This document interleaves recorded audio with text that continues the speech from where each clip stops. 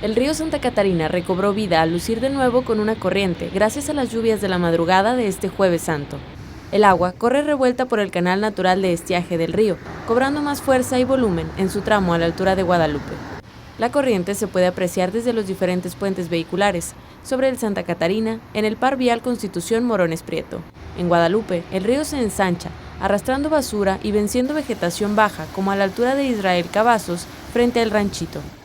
La buena noticia es que esta corriente va a parar a la presa del Cuchillo, en China, la principal fuente superficial de agua del área metropolitana.